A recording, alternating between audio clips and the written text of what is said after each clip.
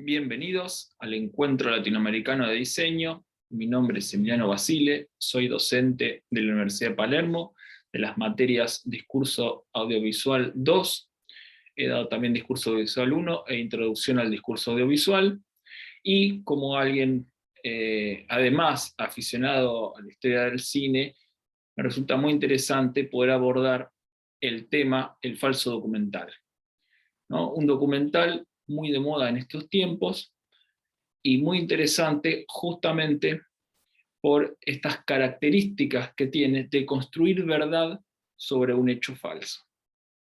Vamos a compartir pantalla y vamos a observar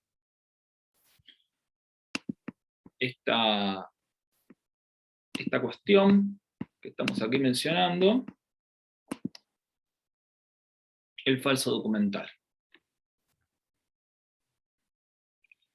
Bueno, primero nos remontamos un poco en el tiempo a lo que tiene que ver con el documental también denominado apócrifo, ¿no? O mockumentary, ¿sí? Se trata de justamente lo que veníamos mencionando. Hoy en día, en este mundo contemporáneo, en tiempos de posverdad, en tiempos de falsas realidades que se van construyendo, ¿no? Creo que la discusión entre la realidad hoy en día han pasado un poco de moda de qué es la realidad y qué no es la realidad. Hoy en día entendemos esta relación directa entre lo que es la ficción y el documental como una relación simbiótica en donde un tipo de género se nutre del otro completamente. Pero veamos un poco a la historia, cuando hemos asistido, visto a proyectos deliberadamente denominados documentales apócrifos. El primero que podemos recordar es la transmisión radial de Orson Welles, ¿sí? Orson Welles ya consagrado en el teatro, antes de hacer El Ciudadano Kane, la famosa película, considerada una de las grandes películas de la historia del cine, en 1941. Antes de esto, él logra mucha notoriedad a partir de su trabajo en la versión radial de La Guerra de los Mundos de 1938. Pero ¿qué sucede? ¿Cuál es la particularidad? Que él hace un radioteatro sin las características genéricas del radioteatro, sino como si tratara de un documental. Específicamente de un noticiero radial que estaba informando a los espectadores del momento la invasión extraterrestre. Mucho se comentó, mucho se dijo de esta historia, incluso los Simpson han recuperado la anécdota, de que algunos oyentes llegaron a suicidarse por considerar que esta invasión extraterrestre alienígena era cierta. Un poco para entender el alcance y la capacidad de convencimiento que tiene este género. Si hablamos de convencimiento, otro de los grandes mitos de la historia del audiovisual, podemos decir, ¿no? De la historia de la humanidad, y ahí aparece también la noción de realidad y ficción, es la llegada del hombre a la luna, ¿no? Que todos hemos visto esas imágenes de el astronauta bajando de la nave espacial y colocando la bandera de Estados Unidos. Recuerden, en aquel entonces, plena Guerra Fría, la puja por si los rusos, la Unión Soviética o Estados Unidos llegaban primero a la Luna, era una lucha muy rememorada, y los norteamericanos muestran esta llegada del hombre a la luna, hoy en día discutida justamente porque, entre otras cosas, dicen la bandera de Estados Unidos flamea, y cómo va a flamear en la luna si no hay viento en la luna, no hay gravedad. Bueno, a partir de esta lógica se dicen muchas cuestiones, por ejemplo que Stanley Kubrick, que acababa de filmar en 1968, 2001, Odisea del Espacio, con efectos especiales sorprendentes para la época y una representación de la galaxia muy verídica, muy creíble, ¿no? Para todo el mundo, es contratado por la CIA o el Pentágono, ¿no? De manera muy secreta, ¿no? Esta idea del top secret, para que filme y por supuesto jamás revele esta llegada del hombre a la luna como si realmente hubiera sucedido allí. Y esto es lo que lo que llegó a todos nosotros a través de la transmisión televisiva de aquel entonces. Otro de estos datos es que cuando Stanley Kubrick hace El Resplandor en 1980, la habitación 237, que es la habitación famosa donde habían ocurrido los asesinatos en ese hotel en el pasado, la habitación de los secretos, la habitación de los fantasmas, es la habitación del Pentágono donde se registra esta filmación secreta que él no puede revelar. Es de alguna manera su manera de decírselo a la audiencia sin decírselo, por supuesto. Esto ya pertenece a lo pintoresco del dato de la historia del cine. El documental apócrifo tiene mucha historia dentro del cine de terror. Una película muy emblemática de la década del 70, 80, justo 1980, pero pertenece por sus características a la década del 80, es la película Holocausto Caníbal, ¿no? Donde un grupo de documentalistas se internaban a la selva a filmar a esta tribu de caníbales o son víctimas de ellos, ¿no? También película con recursos documentales. El cine de terror siempre insurge desde la clase B y de estas nuevas maneras de producción y de abaratar costos. Aparece el documental como un recurso muy válido a la hora de lograr estos efectos. Sin ir más lejos, el proyecto Blair Witch, que incluso toda su campaña publicitaria fue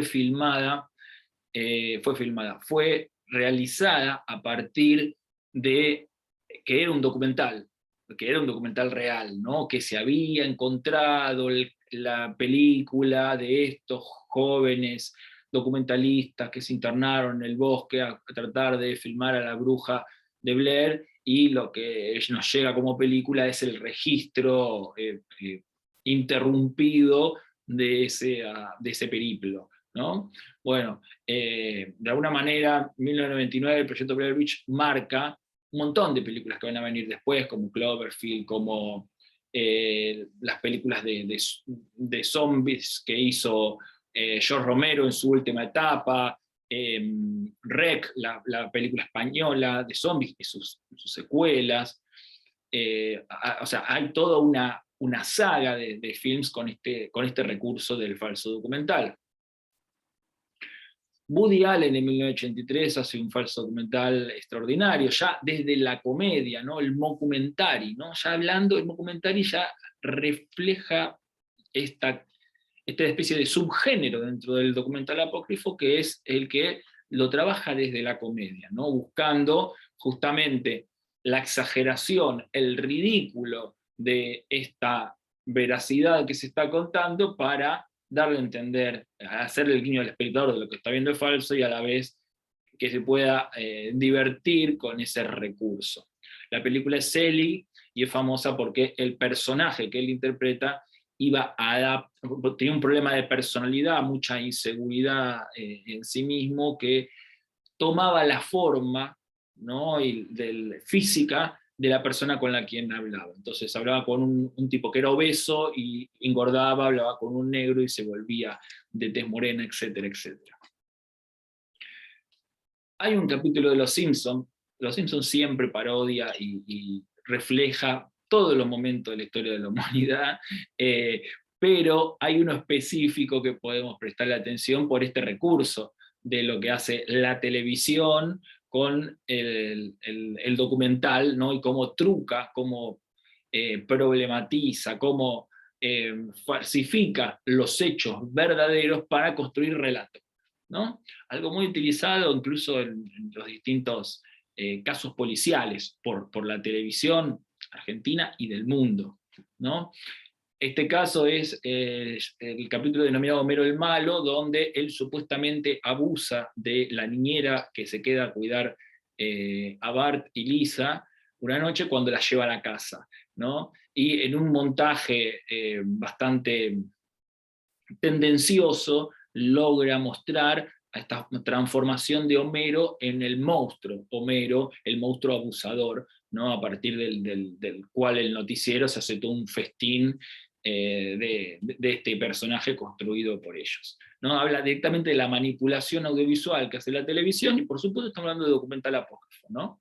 Estamos hablando de utilizar recursos de la realidad para construir ficción, con, y está lo interesante, los valores de verdad que utiliza el documental, ¿no? Que son las características que utiliza el documental tradicional que ahora vamos a ver. Hay una serie de Netflix muy interesante que se llama Five Come Back, ¿no? Que son los 5 directores del periodo clásico norteamericano que participaron por voluntad propia de la Segunda Guerra Mundial. Participaron de manera de promover audiovisualmente la propaganda norteamericana y a la vez en el campo de guerra, ¿no? Hay un cortometraje muy famoso de Frank Capra que se llama Preludio de Guerra, que lo que hace es tomar el documental El triunfo de la voluntad, un documental de Leni Riefenstahl de propaganda nazi de aquel entonces, dirigido al pueblo alemán, toma ese mismo documental, lo reedita, ¿sí? Y construye un documental que critica, satiriza y pone en juicio a la figura de Hitler, justamente dirigido al pueblo norteamericano. Entonces ahí tenemos manipulación por parte de la propaganda nazi digamos, el Partido Nacional Socialista, retomado, resignificado por el gobierno norteamericano, si se quiere, el Pentágono, el equipo de guerra, para otra vez manipularlo, manipular la manipulación y convertirlo en una propaganda propia, ¿no? Personal. Fíjense la capacidad de transformación que tiene la realidad hasta que llega con el mensaje pretendido por quien produce este material, por más verdad que tengan las imágenes que han sido rescatadas, ¿no? Porque las imágenes son verídicas. El tema es el cómo están enlazadas, armadas, construidas, para transformar en ese mensaje político ideológico. Pero ¿qué características tiene el documental tradicional? Que se siguen a rajatabla en este tipo de documentales falsos, solo con la única diferencia. ¿Cuál es la diferencia entre el documental tradicional y el apócrifo? Que en el apócrifo la información es falsa, ¿no? Lo que se hace es seguir cierta lógica al documental tradicional para darle veracidad a esa información falsa, ¿no? ¿Cuál es entonces la construcción del valor de verdad del documental tradicional? Acá tenemos una película muy famosa, Nanook el Esquimal, uno de los primeros documentales realizado por Robert Flaherty en 1922, donde filmaba a un esquimal de aquel entonces realizar sus tareas diarias, ¿no? Prácticamente parece un documental de observación, ¿no? Se lo rescata al esquimal a cierta distancia, como si la cámara no estuviera presente, registrando sus tareas diarias. Esto le da cierto, o sea, por supuesto, muchas veces no es este el caso, hay una voz narradora que relata lo que en este caso el esquimal está realizando y refuerza ese valor de verdad, esa característica sobre lo que estamos viendo, ¿no? En este sentido, también hoy en día, y con el paso de los años, fíjense, el documental tiene 100 años, sabe que Robert Flaherty también manipuló la realidad para realizar este documental. Cuenta la historia, otro de los mitos de la historia del cine, como venimos narrando, que cuando Flaherty llega a, creo que Alaska, a filmar el documental, encuentra que esta idea del esquimal antiguo, ¿no? Prehistórico, prácticamente por sus características de tribu nómada, no existen como tal en 1922. Ya tiene ciertos recursos, ciertos elementos, ¿no? en la ropa, en la vestimenta, en la manera de cazar, que son mucho más modernos. ¿no? Que tiene que ver con un mundo civilizado y no con un esquimal casi en un estado salvaje. Entonces, lo que Flaherty, cuenta la historia, le pide a Nanook es que utilice los métodos de caza que utilizaba su abuelo, ¿no? Su abuelo, está hablando de 2 generaciones anteriores, y ahí es donde lo hace pescar con el arpón, y le da todo este pintoresquismo al personaje del esquimal que llega finalmente a la pantalla. Entonces, incluso en el documental tradicional también hay cierta manipulación. El documental tradicional, para entenderlo claramente y sin ningún tipo de discusión, ponemos de ejemplo el documental de leones de Discovery Channel, ¿no? O Animal Planet, o incluso History Channel. Todos esos canales de televisión producen documentales de corte tradicional. ¿Qué características tienen? Hay una voz narradora, como decíamos, que reafirma lo que estamos viendo, que se supone es una voz especializada. Hay especialistas que también vienen a reafirmar y a aportar datos, ¿no? Incuestionables, porque el que lo dice supuestamente es un especialista que sabe más que el espectador de lo que está viendo, y estadísticas también imposibles de corroborar, que vienen a afirmar ciertas características. Por ejemplo, los leones cazan en determinado momento del año a partir de cierta dinámica de manada. ¿Quién puede cuestionar eso? Vemos a los leones haciendo esa actividad, la voz lo refuerza y el especialista lo afirma. ¿Quién puede cuestionar? Se construye ese valor de verdad de una forma muy sólida y muy imposible de refutar. Refuerza la credibilidad de lo que estamos viendo. Y esto, señores y señoras, llega hoy en día a la televisión, ¿no? De la mano de todos estos personajes que opinan del mundo, de la vida, de la política, de la economía, con las mismas características, ¿no? Primero lo dicen de manera convincente, lo dicen con datos que ellos tienen y que nadie más tienen, que a veces no son públicos, que a veces se basan en estadísticas de consultoras que por supuesto el espectador común desconoce. Todo esto, y en esta reiteración constante de personajes, porque no es solamente uno, sino son varios que van a reafirmar cierto relato sobre determinado tema, y esto está hablando de lo que sea, y de la ideología que sea, y del partido político que sea, y si no del partido político también, a veces el mismo conductor, haciendo una especie de opinión desde el sentido común, construye un relato, afirma una idea, basándose en imágenes, basándose en el especialista, el panelista que tiene sentado en la mesa, la imagen, el análisis de una imagen que ve, que también que puede estar intervenida, manipulada, y construye un relato, construye un valor de verdad en todo esto. Por eso es tan importante esta charla, me parecía fundamental, para entender esta construcción de relato que se hace a partir del audiovisual. El audiovisual es representación, siempre lo fue y siempre lo seguirá siendo, y es su carácter de representación aquel que le va a dar la manera de entenderlo y de comprenderlo. Lo que sucede es que ese discurso de realidad, esa realidad a la cual parte como espejo, ¿no? Muchas veces se mezcla, se confunde con la representación en sí misma. No, hay que estar atento, hay que poder entender el recurso, hay que poder comprender el grado de manipulación, o al menos dudar de ella. Con este espíritu crítico planteamos esta charla hasta en el día de la fecha. Gracias por escuchar, gracias por estar. Espero que les haya gustado tanto como a mí.